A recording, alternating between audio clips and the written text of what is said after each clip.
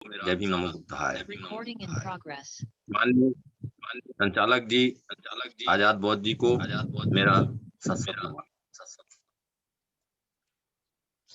जैसा कि आज का विषय है बुद्ध और उनका धम्म अध्ययन पर सामान्य चर्चा। क्या समझ में आया, क्या समझ में नहीं आया, समझ से कौन सी सोच विकसित हुई। बहुत ही महत्वपूर्ण है यह ग्रंथ बुद्ध और उनका धम्म जितना महत्वपूर्ण है,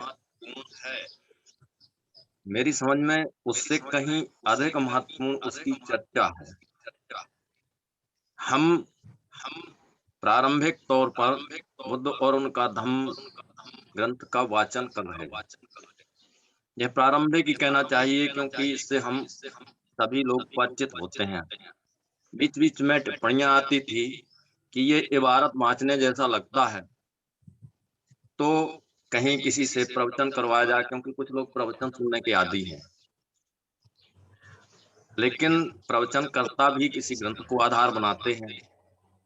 ऐसे ही अब ये नियमित वाचन चलता रहा प्रत्येक बुधवार को प्रातः काल। ये बहुत अच्छी शुरुआत हुई कि अब उस पर चर्चा करने का समय है। हमने अध्ययन किया, अध्ययन करने के बाद में हमारे क्या समझ में आया और क्या समझ में नहीं आया। तो क्योंकि जब विद्यार्थी कक्षा में पढ़ता है तो उसको पढ़ने के बाद क्या समझ में आया, क्या समझ में नहीं आया, हम कहाँ तक उसको बोध करा पाए हैं, इसकी जांच पड़ताल करना बहुत आवश्यक है। प्रारंभ में सभी पदाधिकारियों द्वारा इसकी चर्चा की गई।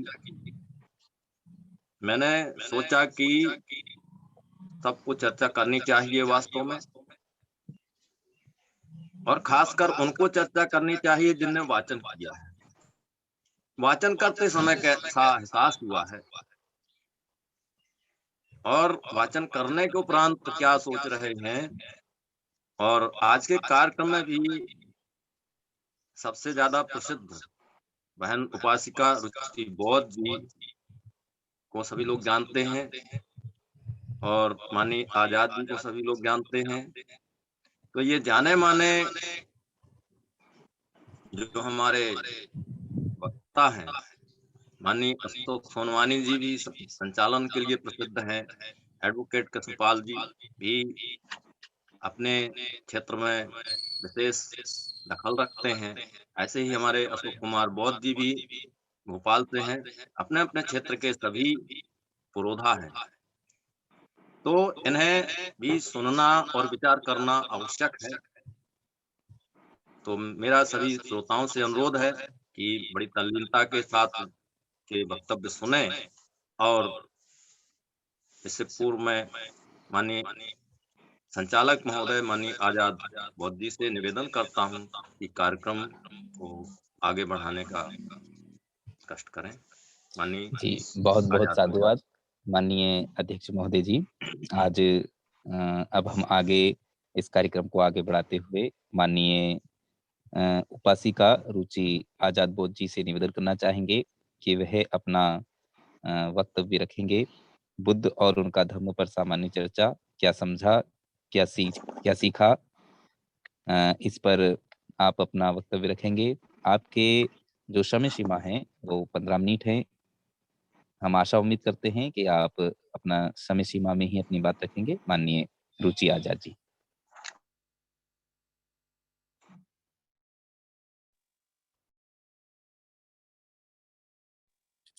जय भीम नमो बुद्धाय। सर मेरी आवाज आ रही है? जी जी बहन जी, आ रही है आपकी आवाज। Thank you sir. सर्वप्रथम करुणा के सागर तथागत गौतम बुद्ध को नमन करते हुए, बोधिसत्व बाबा साहब को नमन करते हुए, मैं आज के संचालक महोदय का बहुत बहुत आभार व्यक्त करती हूँ कि मुझे मौका दिया उन्होंने कि मैं अपने विचार भी व्यक्त कर सकूं।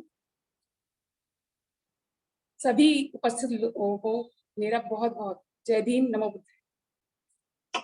हम सभी के सामाजिक जीवन में और परिवेश में ज्यादातर लोग ऐसे होते हैं जो अंधविश्वास, निरर्थक कर्मकांडों में फंसे दिखाई देते हैं।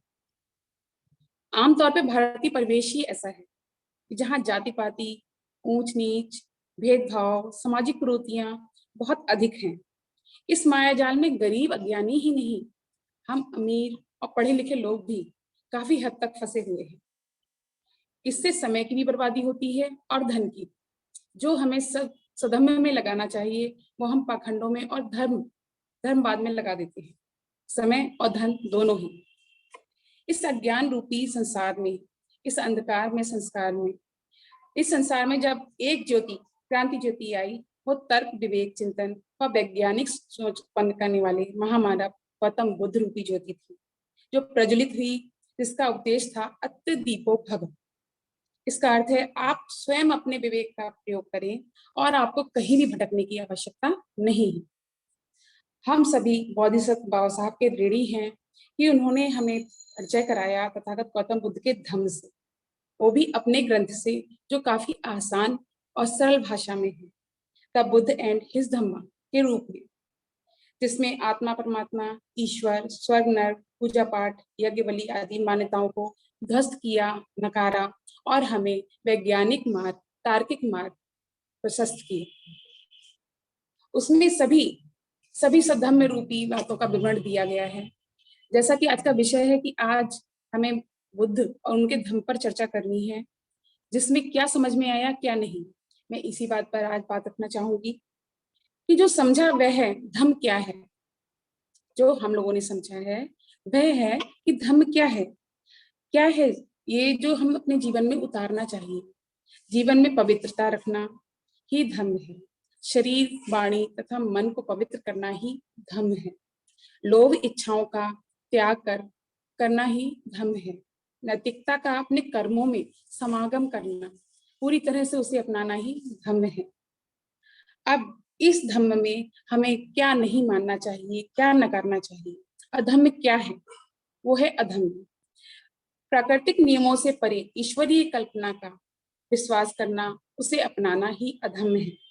आत्मा परमात्मा में विश्वास रखना, यज्ञ बलि में विश्वास रखना ही अधम्म है। ज्ञान भी ना हो परंतु यदि आप शील का आचरण करते हैं तो वो धम्म है।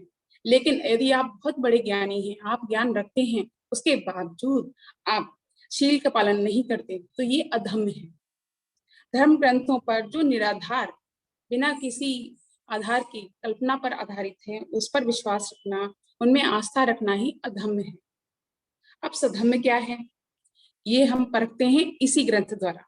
सधम्म है कि आप शांति को प्राप्त करें। शांति कब प्राप्त होगी? परे चा ना विजानंती मैं मेथि यथामसि ये चा तत् विजानंती तथो सम्मति मेधगा। अज्ञानी लोग सोचते हैं कि हम संसार में नहीं रहेंगे। अज्ञानी लोग सोचते ही नहीं है, ज्ञानी लोग सोचते हैं हम संसार में रहेंगे। तो वो इतना विचारते हैं, सोचते हैं, तो उनमें बैर भाव रहता ही नहीं और वो शांति को प्राप्त करते हैं। इसलिए हमें ज्ञानी लोगों के बीच में ही संगति करनी चाहिए और हमें प्राप्त करना चाहिए ये ज्ञान कि हमें इस संसार में विचारना और हमेशा रहना नहीं है, हमें यहाँ से चले जाना है। तो हमें किसी से बैर क्या रखना, तो हम किसी से बैर ना रखें और शांति को प्राप्त करें। दूसरा है, इसी में मैं कहना चाहूंगी, अकोचि मम अवधि मम अजनी मम अहासिम ये चातम उपन्यहंती वेरम तस ना सम्मति। मुझे गाली दी, उसने मुझे गाली दी, उसने मुझे मारा, उसने मुझे हराया, उसने मुझे लूट लिया। जो ऐसी बातें सोचते हैं, इन बातों को मन में स्थान देते हैं, मन मस्तिष्क में, उनका बैर कभी शांत नहीं होता और वो कभी शांति प्राप्त नहीं कर सकते।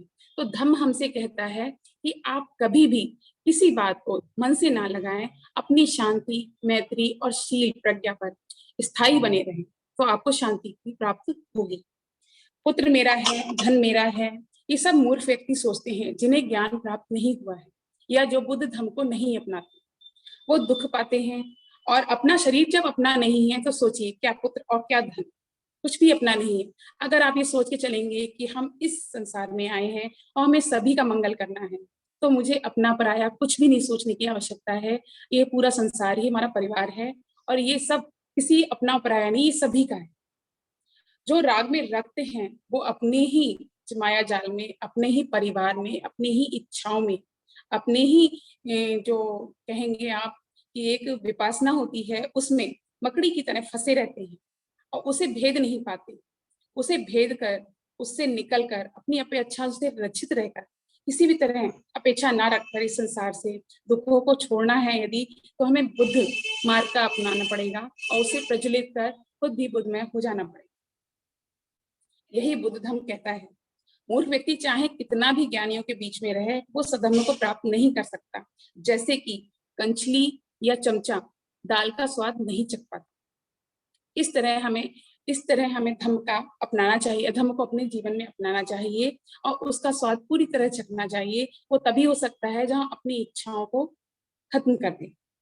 भद्रोपि पश्यन्ति पापम या भद्रम चा पच्यन्ति यथा चा पच्यन्ति भदम अथम भद्रो भद्राणी पश्यन्ति। पुण्य करने वाला, लोग कहते हैं वो तो नहीं कर रहा है ऐसा मेरे साथ, तो मैं क्यों उसके साथ ऐसा करूं, और मुझे क्या मिल रहा है, मुझे तो उसके साथ अपमान ही प्राप्त हो रहा है। लेकिन हम यदि ऐसा सोचते हैं, ये तब तक के लिए होता है जब तक हम अपने पुण्य कर्मों का फल नहीं पाते। जब हम अपने पुण्य कर्मों का फल पा लेते हैं तो हमें सब अच्छा ही अच्छा लगता है। जिस तरह से पापी तब तक खुश रहता है जब तक उसे पापों का फल नहीं मिलता। जब उसे पापों का फल मिलने लगता है तो वो दुखी और दुखी चारों तरफ देखता है। तो इसलिए हमें पुण्य कर्म करना चाहिए। वो तभी हो सकता है जब हम सधर्म को अपनाते हैं। और सधर्म अपनाने के लिए हमें क्या करना चाहिए? सधर्म क्या है? मन के विचारों की शुद्धता को ही सधर्म कहते हैं। मन से पवित्र, विचारों से पवित्र हो जाएं आप। तार्किकता पर ध्यान दें। राम राज्य जैसे काल्पनिक राज्य को छोड़कर एक सधर्म राज्य की स्थापना करें, समाज की स्थापना करें। प्रज्ञा को अपनाएं। प्रज्ञा क्या है? तभी प्रज्ञा है जब हम मानव को मानव समझें, हर किसी के लिए अपने मन के द्वार खोल दें, कहीं ऊंच नीच जाति पाति का भेदभाव ना रखें और सभी को अपना जो ज्ञान प्राप्त किया है, अपनी शिक्षा प्राप्त की है, उसका प्रकाश दें, उसको फैलाएं, उसको प्रचार प्रसार करें। करुणा दिखाएं, मैत्री दिखाएं। यही शिक्षा है सधर्म की। व्यक्ति के जन्म से नहीं बल्कि गुणों से उसका मूल्यांकन करें, यही सधर्म है। अब धर्म और धम्म में क्या अंतर है, ये भी हमने इसी ग्रंथ से सीखा। इसमें अंतर क्या है? वरना सभी लोग आमतौर पर धर्म और धर्म में कोई अंतर नहीं समझते। धर्म को धर्म कह देते हैं, धर्म को धम्म। तो ये मार्ग भी बहुत अलग है। इसका हमें अच्छे से व्याख्या मिलती है इसी धर्म में। बुद्ध और उनका धर्म यही हमें बताता है कि ईश्वर, आत्मा, धर्मानुष्ठान, कर्म कांड आदि सभी धर्म है। जबकि प्रज्ञा, करुणा, शील, मैत्री धम्म है। धर्म में संसार की उत्पत्ति का व्याख्यान होता है, नैतिकता का कोई स्थान नहीं होता है। जबकि धर्म में धर्म को मिलाना बहुत व्यर्थ है, बहुत बेकार है, क्योंकि ये तो दिन रात का अंतर है जिसे कभी मिलाया नहीं जा सकता। धर्म को धर्म में मिलाना इसीलिए व्यर्थ है क्योंकि उसमें अंधकार और प्रकाश का जैसे अंतर होता है, बिल्कुल वैसा ही अंतर है। धर्म में नैतिकता है, नैतिकता ही धर्म है, और जो पवित्र है वो विश्वव्यापी है। इसलिए हमें नैतिकता को अपनाना चाहिए। सम्यक मार्ग का अनुसरण ही धर्म है। हमने अपने इस ग्रंथ बुद्ध और उनका धम्मा जो जाना, धर्म और धर्म में दिन रात का जो अंतर है, प्रकाश और अंधकार का जो अंतर है, उसे हमें पहचानना चाहिए, जानना चाहिए, अपनाना चाहिए, अपने जीवन में उतारना चाहिए। क्योंकि यदि हम ये नहीं जानते तो हम धर्म के नियम, सधर्म के नियम कैसे अपना सकते हैं? कैसे हम बौद्धमयी हो सकते हैं? कैसे हम बौद्धिष्ट हो सकते हैं? तो सधर्म या मार्ग पर चलने के लिए हमें किसी साथी की भी आवश्यकता नहीं।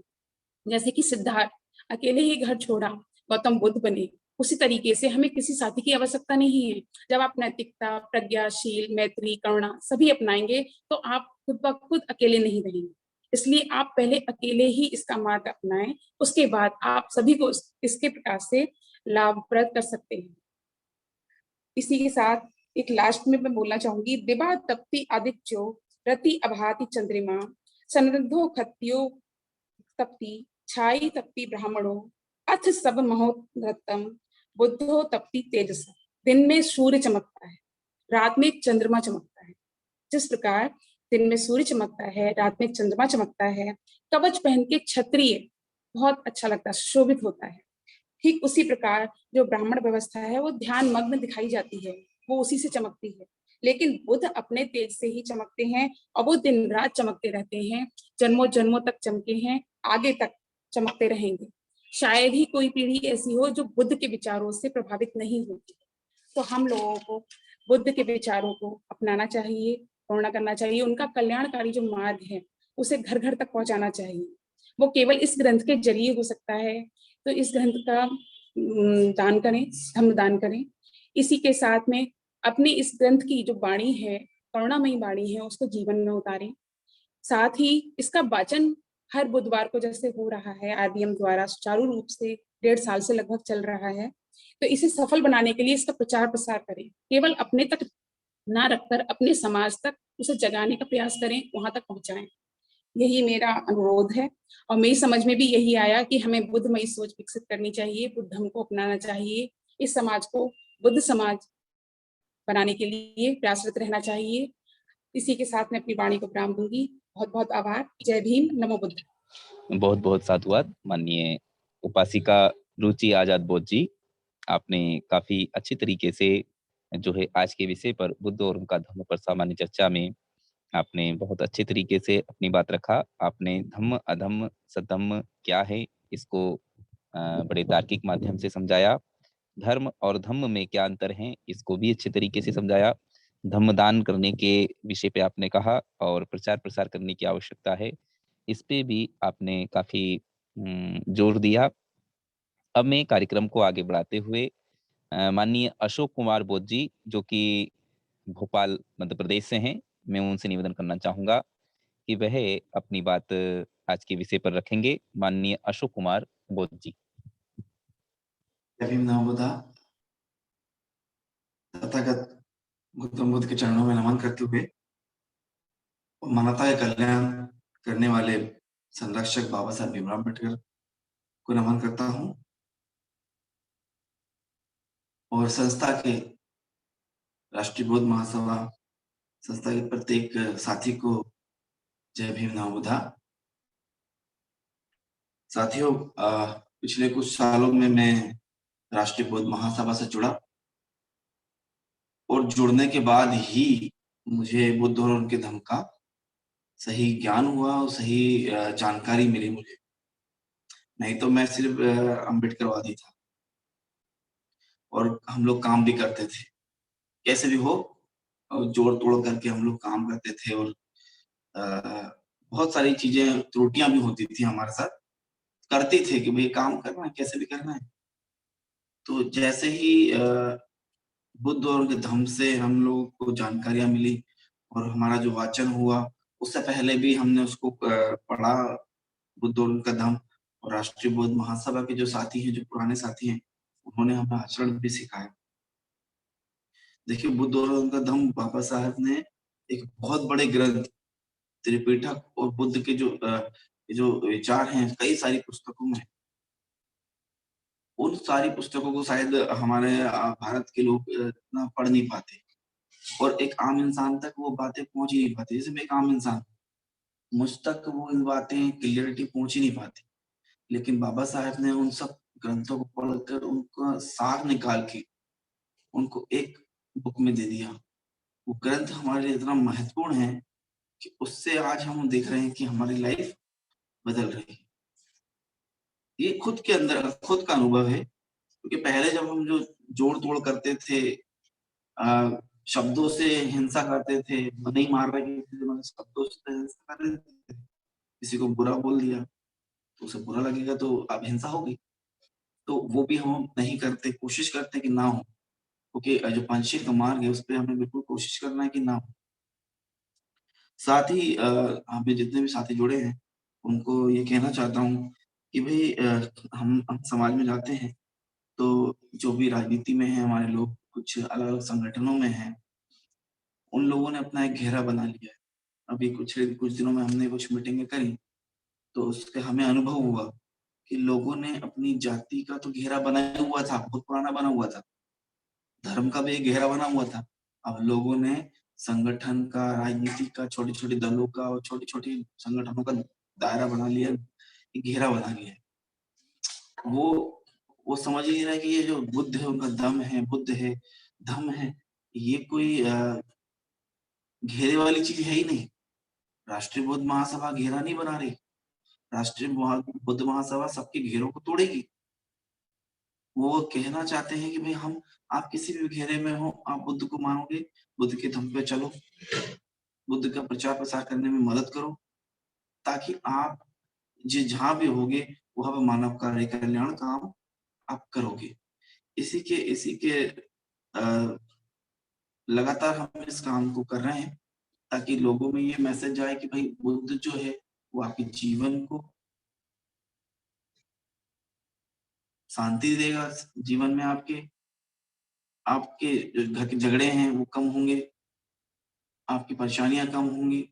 और ये बिल्कुल प्रैक्टिकली है, मतलब ऐसा नहीं है कि बड़े बड़े वो जो चलते हैं अनुष्ठान चलते हैं और वो कथाएं चलती हैं, खूब बड़ी बड़ी बातें होती है, मगर यहाँ प्रैक्टिकली है सब, यहाँ सब प्रैक्टिकली है। आपको खुद पे करके देखना है, खुद पे करोगे तो भाई यकीन नहीं हो जाएगा कि हाँ भाई सही है, एक चौकीदार बिठा दिया है और वो गलत नहीं होने देगा, अगर होगा तो वो फिर तुरंत बोलेगा कि भाई गलत हो रहा है, आप उसे रोकेंगे। तो इसी के साथ मैं अपनी वाणी को विराम देता हूँ। नमो बुद्धा, जय भीम। बहुत बहुत साधुवाद माननीय अशोक कुमार बौद्ध जी। आपने काफी अच्छे तरीके से एवं विश्लेषणात्मक बात आपने रखा कि मैं पहले अम्बेडकरवादी ही था, अब जो है मैंने बुद्ध और उनका धम्म पढ़ा तो मैं बुद्ध के बारे में भी जानने लगा। बहुत अच्छी बात है। आपने मानव का कल्याण करने के लिए घेरे को तोड़ना अति आवश्यक है, इसके ऊपर भी आपने अपनी बात रखा, इसलिए आपका बहुत बहुत साधुवाद, बहुत बहुत मंगल कामनाएं एवं आभार। आगे में कार्यक्रम को बढ़ाते हुए माननीय अशोक सोनवानी जी, जो कि छत्तीसगढ़ राज्य से हैं, उनसे मैं निवेदन करना चाहूंगा कि वह आज के विषय पर, बुद्ध और उनका धम्म पर सामान्य चर्चा विषय पर अपनी बात रखेंगे। माननीय अशोक सोनवानी जी, छत्तीसगढ़। सभी को मैत्रीपूर्ण जय भीम, नमो बुद्धाय। जय भीम, नमो बुद्धाय सर। आवाज प्रॉपर जा रही है ना? जी जी सर, आपकी प्रॉपर आवाज आ रही है। बहुत बहुत साधुवाद और बहुत बहुत साधुवाद आदरणीय संचालक महोदय सम्यक जीवी आजाद बौद्ध जी। आज का जो हमारा प्रत्येक बुधवार की कड़ी में हम लोग जो बुद्ध और उनका धम्म का वाचन करते हैं, आज बहुत ही अच्छा विषय प्रस्तुति के लिए लाया गया है कि अभी तक तो हमने बुद्ध और उनका धम्म का वाचन किया है, लेकिन इसके जो मेरिट्स एंड डिमेरिट्स हैं और इसे भी हम कहीं ना कहीं एक आज बोलने के लिए, समझने के लिए हमको रखा गया। तो इसके लिए पूरे राष्ट्रीय बौद्ध महासभा को मैं आभार व्यक्त करता हूं। और सबसे पहले मैं बहुत कम समय लेते हुए मैं उस महामानव जो सत्य, अहिंसा और करुणा, दया के सागर महामानव तथागत गौतम बुद्ध के चरणों को नमन करते हुए, सभी संतों, गुरुओं, महापुरुषों को नमन करते हुए हमारे राष्ट्रीय बौद्ध महासभा के संस्थापक अध्यक्ष माननीय धर्म प्रकाश भारती साहब, हमारे राष्ट्रीय बौद्ध महासभा के कार्यवाहक अध्यक्ष माननीय बादल सिंह बौद्ध साहब और हमारे पूरे राष्ट्रीय बौद्ध महासभा के राष्ट्रीय आचार्य, मार्गदर्शक, बुद्ध और उनका धम्म का सही शिक्षा सही रूप में व्याख्या करने वाले, संघ की सही व्याख्या करने वाले आदरणीय किशोर बौद्ध साहब, सभी को मेरा मैत्रीपूर्ण जय भीम। और आज के कार्यक्रम की अध्यक्षता कर रहे हमारे माननीय चरणदास प्रजापति जी और हमारे आज समस्त जो उद्बोधन करता है, प्रबोधन करता है, जो कि हम आज विशिष्ट अतिथि के रूप में उपासिका रुचि बौद्ध जी, हमारे अशोक बौद्ध जी, माननीय अशोक बौद्ध जी, हमारे कृष्णपाल जी, आप और स्वयं मुझे भी आज अवसर दिया गया, तो इसके लिए मैं पुनः आभार व्यक्त करता हूँ राष्ट्रीय बौद्ध महासभा को कि बुद्ध और उनके धम्म पुस्तक वाचन तो होती आ रही है, किंतु हमने अभी तक इससे क्या ग्रहण किया, किन बातों की समझ बनी, किन बातों की समझ नहीं बनी, हमने क्या चीज सीखा और क्या चीज किया जा सकता है। तो ये महत्वपूर्ण विषय इंक्लूड करके और ये जो विषय लाया गया है, अवश्य कहीं न कहीं इसे मैं कहूँगा, ये कहीं न कहीं इस पुस्तक की हम वाचन करने के बाद इसका हम समीक्षा कर रहे हैं कि वास्तव में हमारे जो श्रोतागण हैं, इस जो बुद्ध और उनके धम्म का जो वाचन किए हैं, गिनती के साथियों ने वाचन किया है प्रत्येक बुधवार को, लेकिन सुनने का काम अधिकांश साथियों ने किया है। तो उन्हें क्या प्राप्त हुआ? उन्होंने क्या सीखा और क्या किया जा सकता है, इस पर आज का जो विषय है। तो इस तरह के कार्यक्रमों के लिए पूरे राष्ट्रीय बौद्ध महासभा बधाई के पात्र हैं कि हर रोज नित्य नए कार्य, नित्य नए प्लानिंग के साथ नैतिकता को लेकर के, बुद्ध और उनके धम्म को लेकर के पूरे राष्ट्रीय बौद्ध महासभा पूरे देश भर में जो काम कर रही है, तो वो उसका एक अनोखा पहल है कि आज फिर से हम लोग एक संदेश के रूप में, एक समीक्षा के रूप में हम लोग आज पुनः बुद्ध और उनका धम्म को सुन रहे हैं साथियों के माध्यम से। बड़े ही अच्छे तरीके से उपासिका रुचि बौद्ध ने इस बुद्ध और उनके धम्म के जो बारीकियां हैं, वहां से निकाल करके आज हमारे बीच में उन्होंने भी रखने का काम किया। इसी तरह से एक हमारे प्रैक्टिकल लाइफ को जीने वाले हमारे माननीय अशोक बौद्ध जी, जो कि भोपाल से, उन्होंने भी बहुत अच्छे तरीके से बताया। मैं आप लोगों के बीच में यही कहना चाहूँगा कि जब तक मैं राष्ट्रीय बौद्ध महासभा से जुड़ा हुआ नहीं था, तो मैं इसे सिर्फ़ कहीं न कहीं सुनता था। इस पुस्तक का नाम मैंने खाली सुना था कि बाबा साहब अम्बेडकर ने अपने जीवन के अंतिम क्षणों में, जब वो बहुत ही बीमार चलने लगे थे, बहुत ही अस्वस्थ रहने लगे थे, तो अंतिम क्षणों में बड़े ही कठोर मेहनत, तपस्या के, कहना चाहिए मेहनत के बाद, रात-रात, घंटों-घंटों मेहनत करने के बाद उन्होंने बुद्ध और उनका धम्म का पुस्तक का लेखन कंप्लीट किया। और जब मैं सुनता था अपने कुछ वरिष्ठ साथियों से कि बुद्ध लॉर्ड बुद्धा को समझने के लिए बहुत सारे ग्रंथ बने हुए हैं। तो उन ग्रंथों, मैंने त्रिपिटक सुना है, मेरे पास है नहीं। और कौन-कौन से पिटक हैं जो बहुत सारे जो है बुद्ध और उनके धम्म के तथागत बुद्ध की बातों को उसमें लिखा गया है। धम्म क्या है उसको लिखा गया है। किंतु बाबा साहब अम्बेडकर ने हमारे लिए जो बुद्ध और उनका धम्म दिया है, तो कहीं न कहीं इसकी जो उपयोगिता है, इसकी जो सार्थकता है, ये बढ़ जाती है। तो इतने बड़े विद्वान ने ऐसे बहुत सारे ग्रंथ होने के बावजूद आखिर क्या ज़रूरत आन पड़ी कि बुद्ध और उनका धम्म पुस्तक लिखने की ज़रूरत उन्हें महसूस हुई, और उन्होंने अपने जीवन के अंतिम क्षणों में इस पुस्तक को लिखने का काम किया। तो इससे मुझे यही ज्ञान मिला, इससे मुझे यही सीखने को मिला कि कहीं न कहीं बाबा साहब अम्बेडकर ने सारे साहित्यों को, तथागत बुद्ध से रिलेटेड और तमाम साहित्यों को अध्ययन करने के बाद, जिस तरह से बुद्ध के क्रांति को, बुद्ध के आंदोलन को कहीं न कहीं अनेक पुस्तकों के माध्यम से, अनेक साहित्यों के माध्यम से जो बताने का काम किया गया था, उसमें कहीं न कहीं उन्होंने सावधानी बरतने के लिए, कि शायद हमारे लोगों में शिक्षा का स्तर तो इतना नहीं है कि वे तमाम साहित्यों की बारीकियों को शब्द के अनुरूप, उन वाक्यों के अनुरूप हूबहू अर्थ निकाल करके और वो अपनी उसकी व्याख्या कर सकें, क्योंकि उनमें इंटेलिजेंसी इतना ज़्यादा नहीं है, उनके अंदर शिक्षा का स्तर इतना ज़्यादा नहीं है कि इतने बड़े-बड़े साहित्य जो लिखे गए हैं पहले से, उन्हें पढ़ करके वो एग्ज़ैक्ट उनका अर्थ निकाल सकें। तो मुझे लगा, मैंने भी इस चीज़ को महसूस किया, तब जाके बाबा साहब अम्बेडकर ने इस पुस्तक का निर्माण किया है। और ये पुस्तक पुस्तक नहीं, ये समस्त धम्म अनुयायियों के लिए, जो धम्म का आचरण करते हैं, उनके लिए कहीं न कहीं ये हमारी एक पूरे नेशनल ही नहीं, इंटरनेशनल हॉली बुक के रूप में इसे हमें प्रसिद्ध करने की ज़रूरत है। तो प्रसिद्ध तभी हो पाएगा जब हम इसके बारीकियों को, इनके सारे चीज़ों को जब हम अच्छी तरह से समझ पाएँगे, और जो हमारे जो अम्बेडकरवादी जो विचारधारा के लोग हैं, अर्थात बहुजन मिशन के विचारधारा के जो लोग हैं, उन तक भी इस पुस्तक को, इसकी बारीकियों को हमें ले जाने की ज़रूरत है। ये महसूस हुआ मुझे।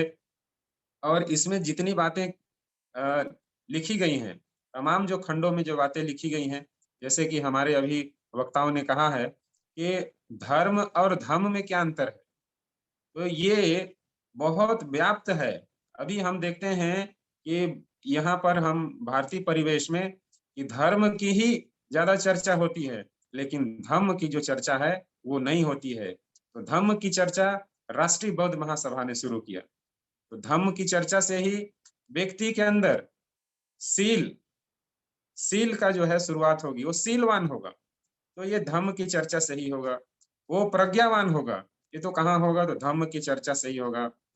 तो ये तमाम जो नैतिकता भरे हैं, जो सीलवान की बातें हैं, जो हम जैसे कि त्रिसरण पंचशील और अष्टांगिक मार्ग की बात करते हैं, ये सब हमें कहाँ से प्राप्त होता है, तो ये सिर्फ और सिर्फ बुद्ध और उनके धम्म से ये हमें प्राप्त होता है। और बाबा साहब अम्बेडकर ने बहुत ही सरल करते हुए उतने बड़े कारवां को, तथागत बुद्ध के उतने बड़े कारवां को उन्होंने हमें बुद्ध और उनका धम्म को दे करके हमें सौंप देने का काम किया है। इसे हमें अनुसरण करना चाहिए। और ये पुस्तक नहीं, बल्कि हम बौद्ध अनुयायियों का ये होली बुक है। और जिस प्रकार से अन्य धर्म ग्रंथ हैं, जैसे कि आप मुसलमानों का पाएंगे, आप ईसाइयों का पाएंगे, वो उनका एक पवित्र धर्म ग्रंथ है।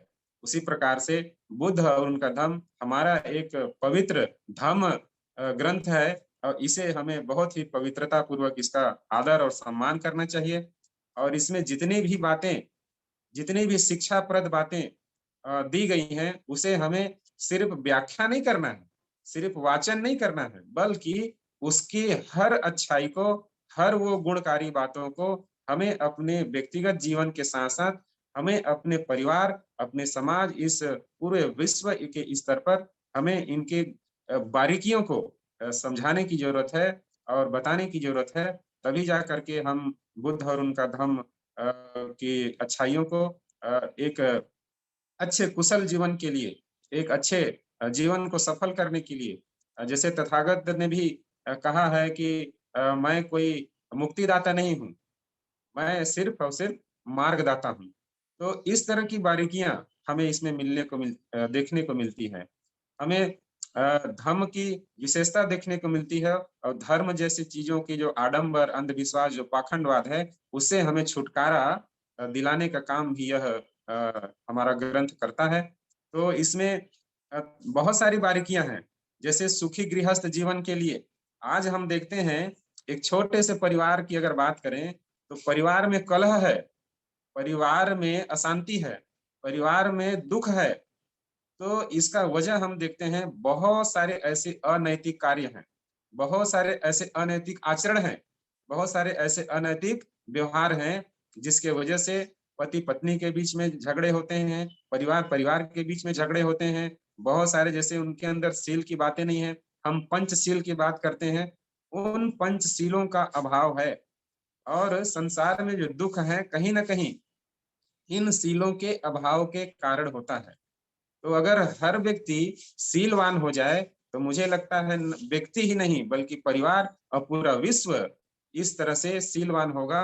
तो ये हम जो आतंकवाद देखते हैं, हम जो नक्सलवाद देखते हैं, हम जो भ्रष्टाचार देखते हैं, हम जो बहुत सारी चीजें देखते हैं, चोरी हो रही है, व्यभिचारी हो रही है, यही दुख का कारण है। हम व्यक्ति जो है, एक व्यक्ति दूसरे से दुखी इसीलिए, परेशान इसीलिए है, क्योंकि उनका आचरण जो है अर्थात सधम्म उनके अंदर नहीं है। इस कारण से वो व्यक्ति दुखी है। और जब वो परेशान रहता है, दुख होता है, तो उससे जुड़ा हुआ व्यक्ति भी दुखी हो जाता है। तो हमें इसमें बहुत सारे सुखी गृहस्थ जीवन जीने के लिए एक विद्यार्थी को कैसा होना चाहिए, उसके लिए पति पत्नी को कैसा होना चाहिए, उसके लिए कहने का आशय यह है कि सदा आचरण कैसे करेंगे, अच्छा आचरण कैसे करेंगे, हमारे अंदर वो चीजें आएंगे कैसे। तो एक सदाचारी बनने के लिए, एक धम्माचारी बनने के लिए, एक अच्छे मार्गदाता बनने के लिए, एक अच्छा शिक्षक बनने के लिए कहीं ना कहीं हमारी यह पुस्तक, हमारी यह जो ग्रंथ है, ये हमें एक शिक्षा देती है, प्रेरणा देती है कि हम इसके माध्यम से घर से लेकर के, परिवार से लेकर के पूरे समाज को इसकी अच्छाइयों को, बारीकियों को बताने का काम करें।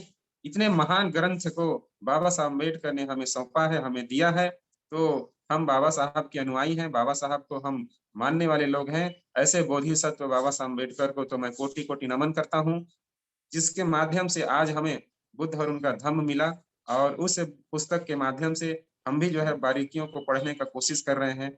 और मैं भी अभी एक विद्यार्थी की भांति बुद्ध और उनका धम्म को एक श्रोता बन कर के सुनता हूँ और समझने की कोशिश करता हूँ। मुझे लगता है कि बहुत सारी चीजें हम श्रवण कर रहे हैं, हम सुनने का काम कर रहे हैं, लेकिन इन फ्यूचर भविष्य में थोड़ी-सी मैं राष्ट्रीय बौद्ध महासभा से एक निवेदन ये करना चाहूँगा कि इसकी जो है सरलता पूर्वक व्याख्या भी करना है। हम क्या है, एक सिरे से हम लोग वाचन तो करते हैं, इसका पठन अध्यापन करते हैं, लेकिन इस पर जो है बहुत ही अच्छे से व्याख्या होनी चाहिए।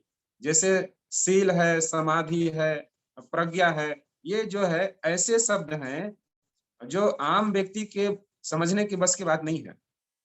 प्रज्ञा जैसी बात है, तो प्रज्ञा बहुत हाई, मतलब ये थिंकिंग लेवल है। वो उस लेवल पे जो व्यक्ति जाता है वो कभी भटकेगा नहीं। तो ऐसे शब्दों का भी हमें अच्छे तरह से सरलता पूर्वक इसकी व्याख्या हो, और जितनी भी बातें होती हैं उसका अध्ययन के बाद, वाचन के बाद उस पर जो है व्याख्या हो। ऐसा मैं एक निवेदन अपील चाहता हूँ कि राष्ट्रीय बौद्ध महासभा इस पर जो है गौर करेगी। और बातें तो ढेर सारी हैं, समय का भी अभाव है। मैं बुद्ध और उनके धम्म के पुस्तक के बारे में यही कहूँगा, ये हम इससे गर्व करते हैं। यह पुस्तक हमें गर्व प्रदान करती है, हमें अच्छा जीवन, अच्छा आचरण करने के लिए हमारे अंदर जो है तथागत बुद्ध ने, जैसे उन्हें कहा जाता है सत्य, अहिंसा, करुणा और दया के सागर। तो वास्तव में इस पुस्तक में ये सारी चीजें झलकती हैं। तो ये हमें हर घर में ये होना चाहिए, और ये इसे हर घर में पहुंचाने की भी जवाबदारी हमारी है, तभी जा करके इसकी सार्थकता हो पाएगी। तो इससे हमें यही ज्ञान और शिक्षा मिलती है, और आगे भी इस तरह की शिक्षा हमें प्राप्त होती रहेगी। और चूंकि पुस्तक के अंदर में जाऊंगा तो ये व्याख्या लंबी हो जाएगी। इसके अंदर बहुत सारी ऐसी बातें हैं जिसे बताने की जरूरत है, लेकिन 1 घंटे के सेशन में इसके गहराइयों को बताना संभव नहीं है 10 से 15 मिनट में। इसलिए मैं पुस्तक के अंदर के चीज़ों को ज़्यादा मैं डीपली नहीं जा रहा हूँ। सिर्फ़ ओवरऑल मैं बाहरी तौर पे मैं अपनी बातों को शायद रख पाया, ऐसी मैं आशा करता हूँ। तो सभी आज के कार्यक्रम में जुड़े हुए सभी साथियों को पुनः साधुवाद, आभार करते हुए मैं अपनी बातों को यहीं विराम दूँगा। सभी को मैत्रीपूर्ण जय भीम, नमो बुद्धाय। जय भीम साहब। बहुत-बहुत साधुवाद माननीय अशोक सोनवानी जी। आपने समीक्षा के बारे में भी बात रखा, और हर रोज नित नए कार्य, नित नए अनुभव के साथ हमें कार्य करना चाहिए, इसके बारे में भी आपने बताया। आपने कहा कि आरबीएम से जब तक मैं नहीं जुड़ा था, तब तक केवल मैंने बुद्ध और उनके धर्म का केवल नाम सुना था, लेकिन जब आप आरबीएम से जुड़े और आपने बुद्ध और उनके धर्म को सुना, तो फिर आपने उसको समझा भी। आपने बुद्ध और उनके धर्म की उपयोगिता के बारे में भी बताया, और आपने इसको जो है, बुद्ध और उनके धम्म ही हमारा धर्म ग्रंथ है। तो वाकई में बुद्ध और उनका धम्म ही जो बुद्धिस्ट हैं उनका धर्म ग्रंथ है, और भारत के ही बुद्धिस्ट नहीं तो पूरे विश्व के बुद्धिस्टों का भी धर्म ग्रंथ बुद्ध और उनका धम्म ही है। ये हमें साबित करने की आवश्यकता है। सिर्फ व्याख्या नहीं करना है, वाचन ही नहीं करना है, बल्कि छोटी-छोटी बारीकियों को अच्छे से समझना है। इसके बारे में भी आपने बताया। दुःख के बारे में भी आपने अपना वक्तव्य रखा, और आपने एक निवेदन भी किया है कि बुद्ध और उनके धम्म की सरलता पूर्वक व्याख्या भी हम लोगों को करना चाहिए। हम वाचन ही करते हैं, लेकिन कुछ जो कठिन शब्द हैं, जो कि समझ में नहीं आते हैं, जैसे शील है, समाधि है, प्रज्ञा है, करुणा है, मैत्री है, तो इनको भी समझाने की आवश्यकता है। तो आपने ये राष्ट्रीय बौद्ध महासभा से निवेदन किया है। आपके निवेदन का राष्ट्रीय बौद्ध महासभा सम्मान करेगी, ऐसी मैं आशा और उम्मीद करता हूँ, और आपको पुनः बहुत-बहुत साधुवाद, बहुत-बहुत मंगल कामनाएँ देता हूँ। आगे कार्यक्रम को बढ़ाते हुए माननीय कृष्णपाल जी, जो कि बुलंद दरवाजे के शहर से हैं, फतेहपुर सीकरी से, उनसे मैं निवेदन करना चाहूँगा कि वह आज के विषय पर बुद्ध और उनका धम्म पर सामान्य चर्चा, इस विषय पर अपनी बात रखेंगे माननीय कृष्णपाल जी, जो कि फतेहपुर सिकरी से।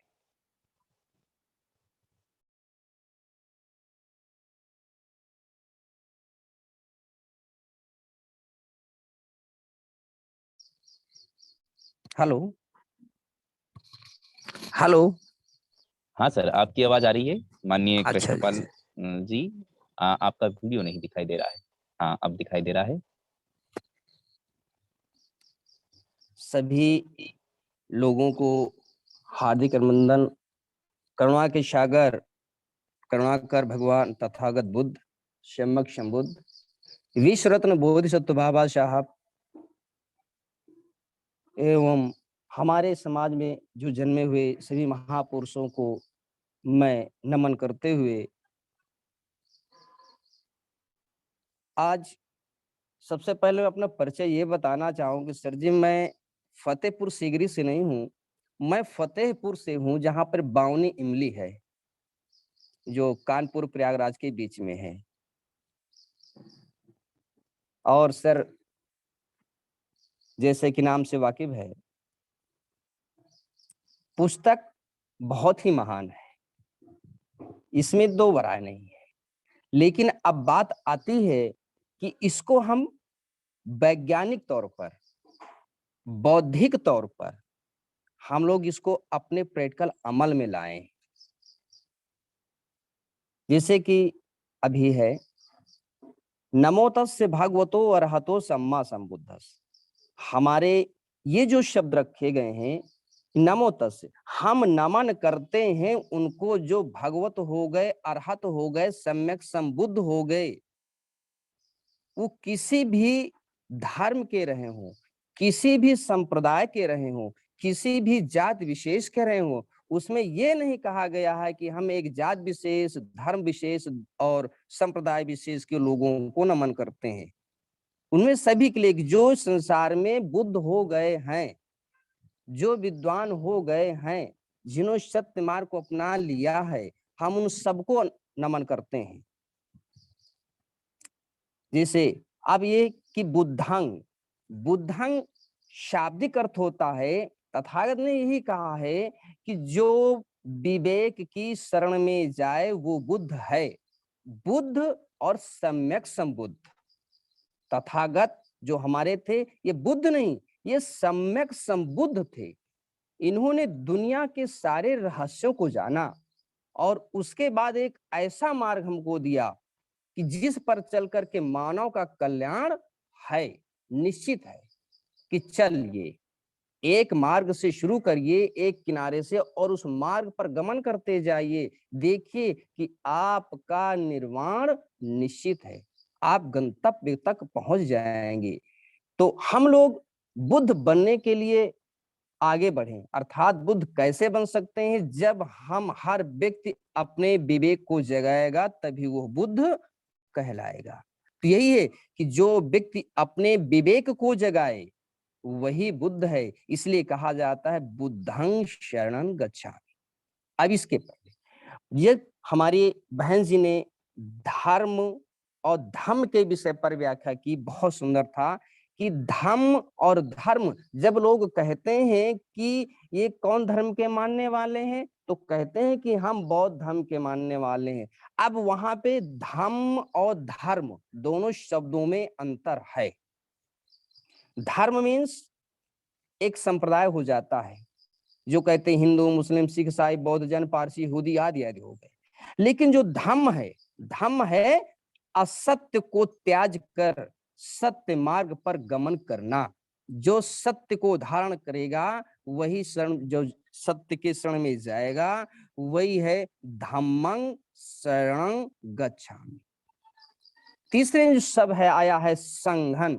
संघ अब आती है संघ में। हमारे विश्व रत्न बोधिसत्व बाबा साहब ने हमारे लिए एक ऐसा संविधान दिए, सम और विधान, बराबर का विधान। उस पर भी उन्होंने अनुच्छेद 19 पर व्याख्या कर दी है कि यहाँ पर हम विधान को नहीं मानेंगे, क्योंकि विधान तो इस तरह से चलता है जैसे कि कहते हैं जो उच्च है, बीच में है, नीचे है, तो ये विधान कहलाता है कि जो जहां पर है वो वहीं पर रहेगा। लेकिन संविधान इस तरह से चलेगा कि आप आकार में तो बड़े हो गए, हम आकार में छोटे हैं, लेकिन आकार में आप भले बड़े हैं लेकिन छोटे वालों को भी साथ में लेकर के चलेंगे। आप भले कितने रुपए पैसे वाले हो जाएं, कितने भी आपकी लंबाई हो जाए, लेकिन छोटे वाले हमारे जो भाई साहब हैं इनको भी साथ में लेकर के आपको गमन करना होगा। इसीलिए उसमें उन्होंने हमारे लिए संघ की भी व्यवस्था की कि संघ बनाने की भी स्वतंत्रता है, अभिव्यक्ति की भी स्वतंत्रता दी गई, बोलने की भी स्वतंत्रता दी गई है, और हमारी जो एक स्थान से दूसरे जाने की स्वतंत्रता है, निवास करने की स्वतंत्रता है। वहीं पर है कि अगर हम किसी अधिकारी के पास जाते हैं, अकेले में उसने हमारी बात नहीं सुना है, तो हम संघ के साथ जाएं और संघ में जाकर के अपनी बात रखें। इसे कहा गया संख्या बल में अगर हम ज्यादा हो जाते हैं तो हमारे काम देख करके जो होते हैं लोग, वो देखते हैं कि बहुत भारी लोग हो गए हैं, बहुत ज्यादा लोग हो गए हैं, तो वहां पर भी ये संघ की बात कही गई है। इसीलिए उसमें हमारे भारतीय अनुच्छेद में हमारे विश्व रत्न बोधिसत्व बाबा साहब ने अनुच्छेद 19 में दे दिए कि संघ बनाने की भी आपकी स्वतंत्रता है। अब जब संघ आता है, तथागत ने यही कहा है कि जो इंसान अपने शरीर के इंद्रियों को संगठित करे एक एक करके, जो अपने शरीर के अंदर की इंद्रियों को संगठित कर दे, वही होता है संघ। अब ये मुट्ठी, क्योंकि हम बिखरे हुए हैं, एक एक करके अगर हम एक एक करके ऐसे करके संगठित हो तो मुट्ठी बन जाती है, ये संघ बन गया। इसलिए कहा गया संघे शक्ति। तो अगर हम संघ में आ गए हैं तो निश्चित हमारी शक्ति एकत्रित हो गई है, और जब हमारी इंद्रियां संगठित हो जाती हैं तो एक एक करके वो जो है निश्चित शक्ति आ जाएगी, और सत्य मार्ग पर चलने के लिए ये शरीर को अपने आप विवश कर देगा। इसलिए कहलाता है कि जो अपने इंद्रियों को संगठित रखे, उनकी शरण में जाए, वही कहलाता है संघं शरणं गच्छामि। अब हमारी बात आती है कि हर व्यक्ति, क्योंकि तथागत ने हमारे केवल ये नहीं कहा कि इसको मेरे मानने वाले ही लोग जो है सत्य मार्ग पर गमन करें, नहीं, उन्होंने तो सबके लिए कहा है। उन्होंने सबको कहा है कि धम्मं शरणं गच्छामि। जो मानव मात्र है, जो मनुष्य है, यदि वह निर्वाण को प्राप्त करना चाहता है तो सत्य मार्ग पर गमन करे, तभी उसका निर्वाण निश्चित है। ये निश्चित है कि अब आती है बात हमारी, जो वैज्ञानिक तौर पर देखें, भौतिक तौर पर देखें, ये हमारा शरीर है, भौतिक शरीर है हमारा। अगर इसके हमने अपने शरीर के अंदर इंद्रियों को संगठित नहीं किया तो हम सत्य के मार्ग पर नहीं चल सकते। इसलिए सबसे पहले अब हम उल्टा आते हैं कि सबसे पहले हम लोग अपने शरीर के इंद्रियों को संगठित करें, तभी संघं शरणं गच्छामि। इसके बाद जब शरीर की इंद्रियां हमारे संगठित हो जाएंगी तो हम एक सत्य की खोज करेंगे कि सत्य कैसे चले, सत्य पर क्या चले, यहाँ सत्य है क्या। सत्य हमको इसी वैज्ञानिक तौर पर सत्य की खोज करना है कि जब सूर्य उदित होता है तो एक साथ सभी को अपनी रोशनी देते हैं, एक साथ सभी को अपना ताप देता है। वो ये नहीं समझते हैं कि ये कौन धर्म के मानने वाला है, उससे हमारा कोई मतलब नहीं, ये किस जाति का है, इससे कोई मतलब नहीं, सबको एक साथ रोशनी देते हैं। जब वर्षा होती है तो यहाँ पर सबको एक साथ वर्षा का आनंद मिलता है, सारे लोगों के खेतों में एक साथ वर्षा होती है, सब आनंदित हो जाते हैं। जब हवा चलती है तो एक साथ सभी को हवा लगती है।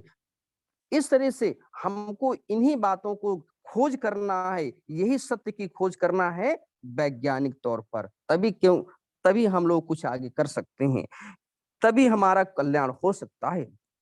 इस तरह से अब आती है बात कि ये चीजें प्राप्त कैसे हो सकती हैं। ये चीजें प्राप्त हो सकती हैं जब तक हम विवेक की शरण में नहीं जाएंगे। जब हम विवेक की शरण में जाएंगे तभी तो सारी चीजें संभव हो सकती हैं। तो इसीलिए कहा गया है कि सर्वप्रथम हमारे सम्यक संबुद्ध तथागत जो बुद्ध थे, बचपन में उनका नाम सिद्धार्थ था, लेकिन सिद्धार्थ से लेकर के और बुद्ध के बाद बुद्धत्व को कैसे प्राप्त कर लिए और सम्यक संबुद्ध हो गए। वो सम्यक संबुद्ध हो गए। बुद्ध नाम लेते ही एक हमारा दिमाग पहुंच जाता है कि वो अच्छा वो जो वहां के राजा के लड़के शुद्धोधन के लड़के सिद्धार्थ थे। तो अब उन्होंने बुद्धत्व को प्राप्त करने के बाद सम्यक संबुद्ध कैसे बन गए? तो ये सबसे पहले हमको कैसे ज्ञान अर्जन होगा कि हम विवेक की शरण में जब जाएंगे तभी संभव है कि हम बुद्ध बन सकते हैं। बुद्ध यहाँ तो हर मानव बन सकता है। अरे करके तो देखो, उस मार्ग पर कर चल के तो देखो। इसीलिए पाने के लिए पहले हमको विवेक की शरण में जाना होगा, जिसे कहते हैं बुद्धं शरणं गच्छामि। और ये कैसे प्राप्त हो सकता है? धम्म मार्ग पर चल करके, यानी असत्य का त्याग और सत्य को धारण करना। वो सत्य क्या है कि जो तार्किक तौर पर, वैज्ञानिक तौर पर, बौद्धिक तौर पर हमको इसको चिंतन मनन करना है। और ये चीजें कैसे प्राप्त होती हैं? ये चीजें वो प्राप्त होती हैं जो एक हमारे तथागत सम्यक संबुद्ध ने अपने आसन विराजमान होकर के और एक विपश्यना का मार्ग हमको दे दिया है। जब हम लोग विपश्यना पर पहुंच जाएंगे, वहां पर जाकर उनके संयम नियम जो आचार हैं उनके विचारों पर चलेंगे, तभी हम लोग इसको प्राप्त कर सकते हैं। इस तरह से अब हमारा यही है कि सबसे पहले हम अपनी इस भौतिक शरीर को वैज्ञानिक तौर पर आगे बढ़ाएं, और इसके बाद हम जो है इस बौद्धिकता के तौर पर जब आ जाएंगे, विवेक की शरण में जाएंगे, तो ये चीजें हमको अपने आप प्राप्त होने लगती है। तो इस तरह से मैं आगे अब कुछ नहीं कहूंगा, बस यही कहूंगा कि सभी लोगों ये आए और विवेकवान हों और धम्म सत्य के मार्ग पर चलें और अपने शरीर के इंद्रियों को संहित करें।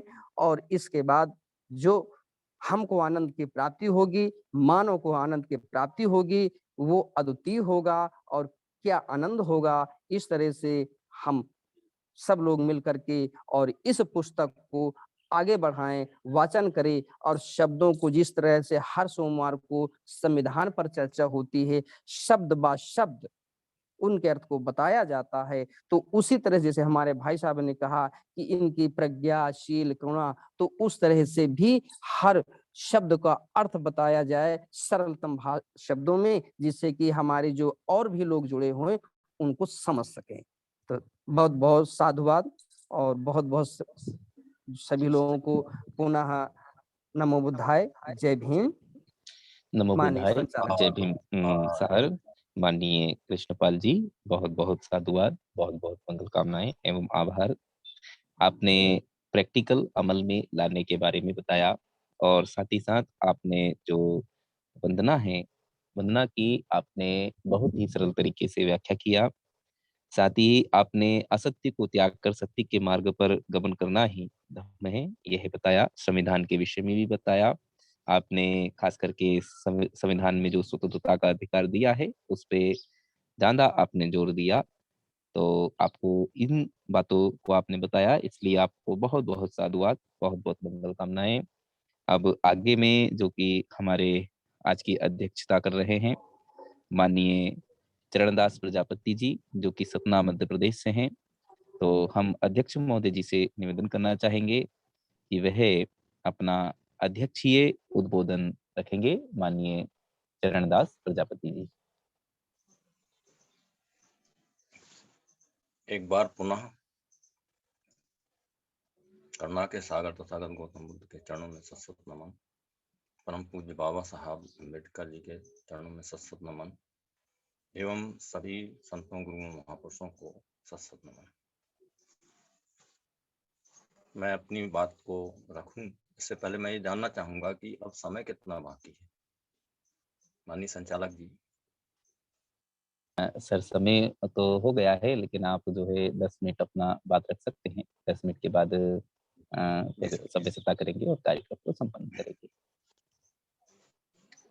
क्योंकि समापन के लिए सही तरीके से समापन होना आवश्यक है, तो मैं ज्यादा समय न लेते हुए आज के कार्यक्रम के सभी वक्ताओं को बहुत बहुत साधुवाद ज्ञापित करता हूं एवं आज के श्रोताओं में एडवोकेट कृष्णा पाल जी और अशोक सोनवानी जी, रुचि आजाद जी एवं मुकेश बौद्ध जी, एडवोकेट के बौद्ध जी अरविंद भाई सोलंकी जी, अशोक बौद्ध जी भोपाल से, BL बौद्ध जी, बसंत रैदास जी, चंद्रहास गौतम जी, DP अम्बेडकर जी, दया भाई कवि जी, धम्म प्रिय MR प्रशांत जी, धीर सिंह बौद्ध जी, इंजीनियर रमेश चंद्र जी जम्मू से, GS बौद्ध जी और गैलेक्सी A21S, गोविंद गौतम उत्तराखंड से, और KL बौद्ध जी, खेमचंद सोलंकी जी, ललित हन्नी जी, मनीषा जी, मनोज कुमार चंदेल जी, मुलाराम मेघवाल जी, नरेंद्र कुशवाहा जी, नेपालेश्वर तांडी जी, पप्पू जी भालसे जी, राधे श्याम दोहरे जी, रमेश प्रसाद साकेत जी, RS रवि साहब, रुचि आजाद जी, सारिका बौद्ध जी, श्रीपाल सिंह जी, सुखवंत किशोर टिपन जी, VS बौद्ध जी, पूर्णलाल बौद्ध जी, मधुसूदन बौद्ध जी, मुकेश गौतम जी कार्यालय प्रभारी, हरिमोहन अहिरवार जी लाटेरी, और दी चैन स्पाल्टन साहब।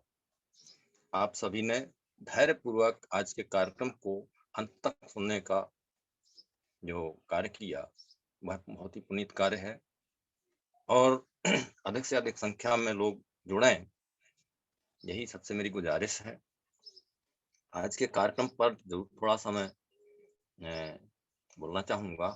बहन रुचि आजाद जी बरेली उत्तर प्रदेश से ने बहुत अच्छे तरीके से बताया, धम्म और अधम्म सरस सरल शैली में बड़ी मेहनत से तैयारी किया था। जितना बोली है उससे अधिक घंटों और सालों का अनुभव आपने गागर में सागर भरने का प्रयास किया है, और बहुत अच्छी बात है। धम्म और धर्म में अंतर, धर्म रिलीजन है और धम्म एक ट्रैक है, मार्ग है जिस पर चलकर हम सुख को प्राप्त करने का प्रयास करते हैं। और माननीय अशोक बौद्ध जी ने एक चिंता प्रकट की है कि छोटे छोटे संगठन बन रहे हैं, अलग अलग बन रहे हैं, एक मंच पर आना चाहिए। तो पहले हम तो यह कहना चाहेंगे कि ये छोटे छोटे संगठन ही अंत में मिलकर एक होंगे। अभी जिसने जहां पर सुना वो चिंतित हुआ, विचलित हुआ और उसने एक संगठन खड़ा कर दिया। वो है ये पता नहीं है कि कोई और संगठन है, इसलिए नए संगठन बना लिए जाते हैं। लेकिन जब हम एक दूसरे को पहचानते हैं तो वह संगठन जुड़ने का प्रयास करते हैं। तो इसलिए बीच में ये आ गया, इसका क्या किया जाए।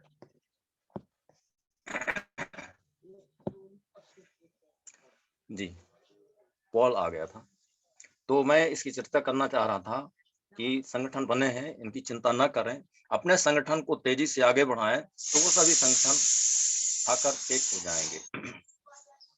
ऐसे ही माननीय अशोक सोनवानी जी ने बहुत अच्छे ढंग से विवेचना की, और अशोक सोनवानी जी की जितनी तारीफ की जाए बहुत कम है, क्योंकि आपकी विद्वता आपकी वाणी में झलकती है।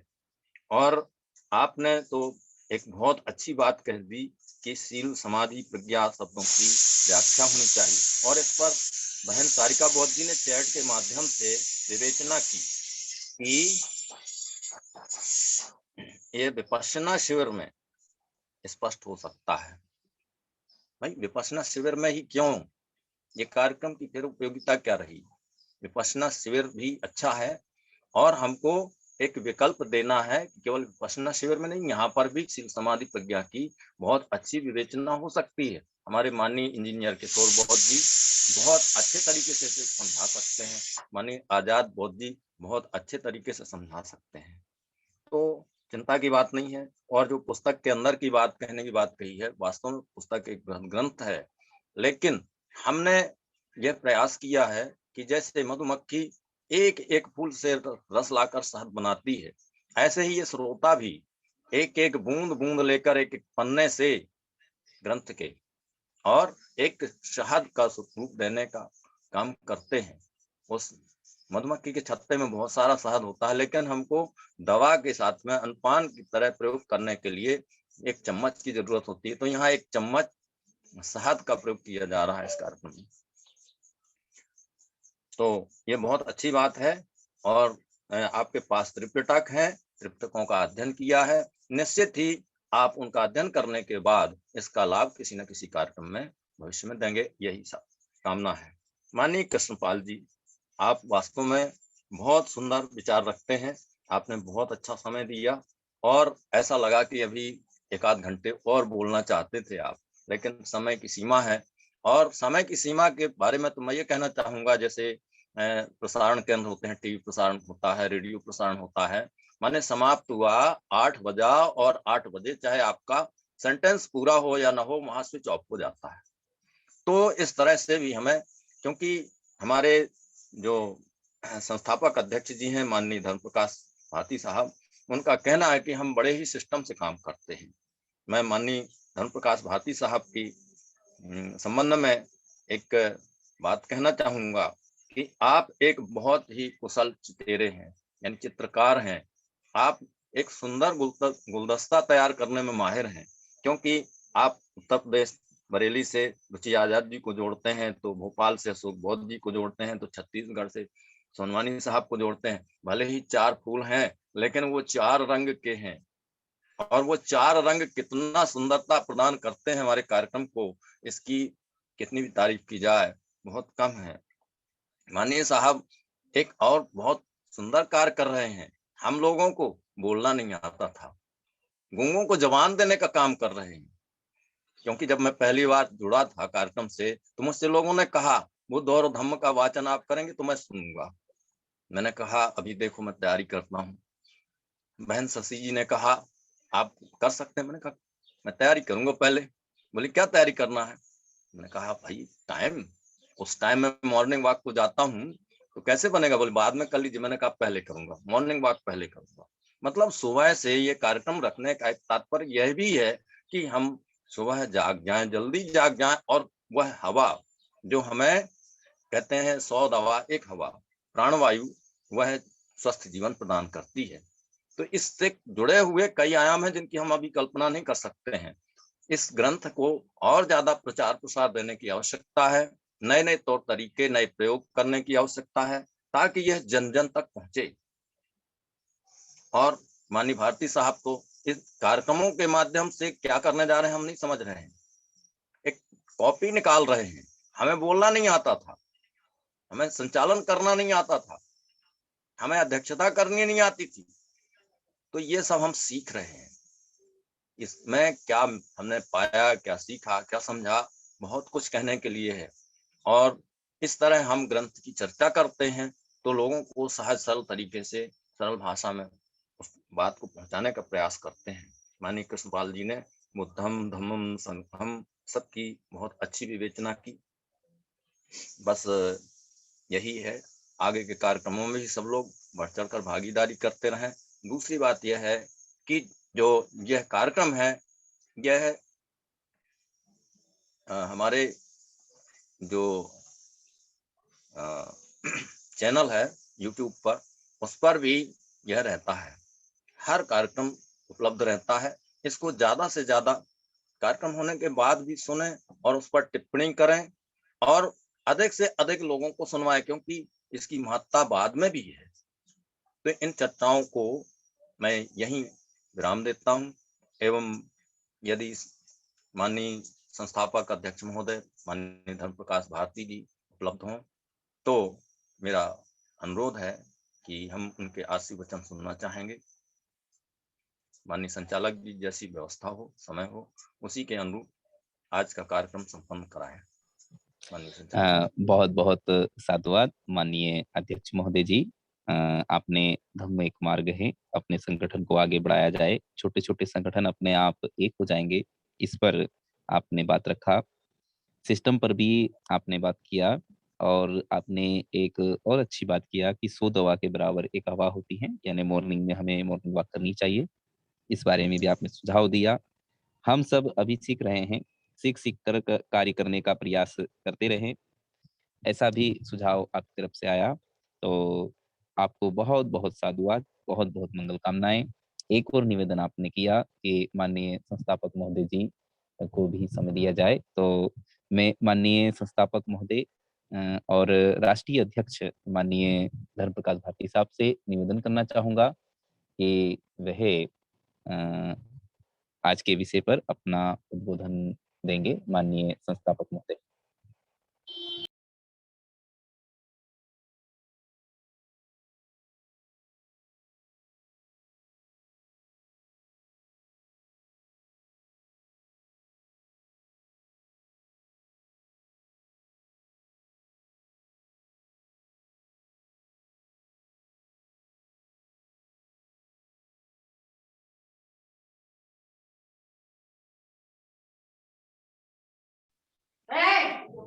जुड़े नहीं है सर जी, शायद। अच्छा, चलो कोई बात नहीं है, शायद सर किसी कारणवश जुड़ नहीं पाए हैं। तो अब हम कार्यक्रम को संपन्न करेंगे। संपन्न करने से पहले हम मंगल गाथा करेंगे। तो सभी से निवेदन है कि सभी अपने मन को शांत करेंगे, अपने दोनों हाथ जोड़ेंगे, आंखें बंद करेंगे। हम सभी सामूहिक रूप से मंगल गाथा करेंगे, उसके बाद कार्यक्रम को संपन्न करेंगे।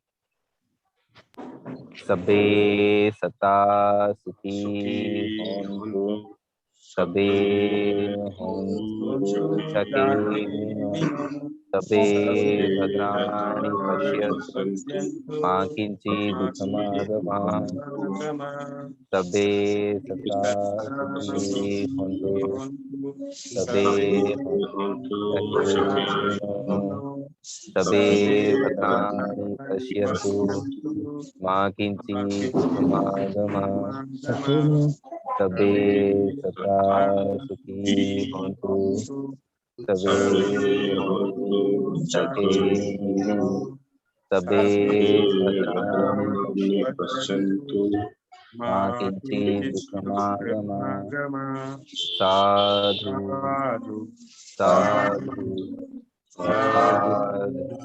बुद्धं नमामि, धम्मं नमामि, संघं नमामि।